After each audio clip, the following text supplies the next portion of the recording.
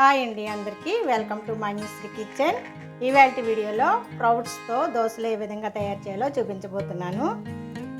మరి వీడియోలోకి వెళ్ళి చూసేద్దాం రండి. మొలకొచ్చిన శనగలు 1 కప్పు తీసుకోవాలి. మొలకొచ్చిన పెసలు 1 కప్పు, 1 స్పూను నువ్వులు,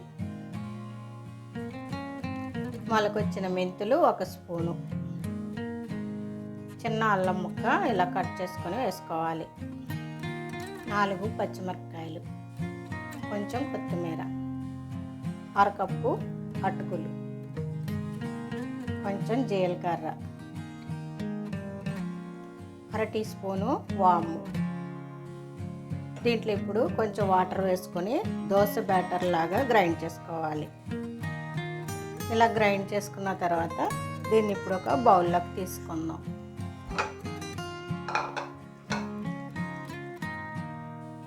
దీంట్లో ఇప్పుడు రుచికి సరిపడినంత సాల్ట్ వేసేసుకోవాలి. పెసరట్లు మినపట్లే కాకుండా అప్పుడప్పుడు ఈ విధంగా ట్రై చేస్తే హెల్త్కి చాలా మంచిదండి, చాలా టేస్ట్గా కూడా ఉంటాయి. ఇప్పుడు స్టవ్ వెలిగించి పాన్ పెట్టేసుకుందాం. పాన్ వేడెక్కిన తర్వాత ఇలా దోశ వేసేసుకోవాలి. వీటిని నేతితో కానీ ఆయిల్తో కానీ కాల్చుకుంటే చాలా టేస్టీగా ఉంటాయండి. కొంచెం ఆనియన్ కూడా వేసుకుందాం, కొంచెం క్యారెట్ తురుము కూడా వేసుకుందాం, కాస్త నెయ్యి వేసుకున్నామండి. ఈ విధంగా రెడీ అయిన తర్వాత దోశ తీసేసుకోవాలి.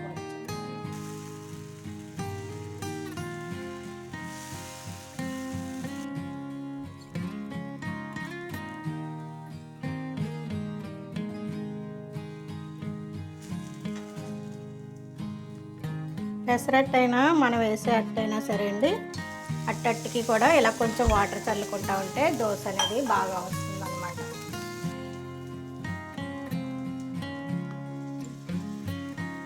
పాన్కి అంటుకోకుండా ఫ్రీగా జరుగుతుందండి ఇలా వేసుకుంటే. చూసారా అంత చక్కగా వచ్చింది. ఇప్పుడు స్టిక్ అవ్వకుండా చక్కగా వస్తుంది అన్నమాట.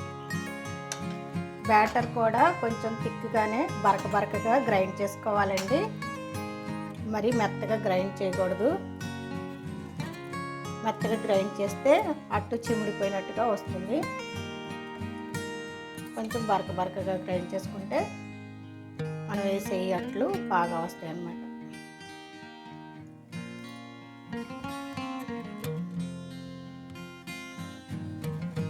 ఒకవేళ దోశ సరిగా రావట్లేదు, బంకగా ఉంది అనిపిస్తే 1 స్పూను బియ్యం పిండి కలుపుకుంటే చక్కగా వస్తాయండి, చాలా బాగుంటాయి.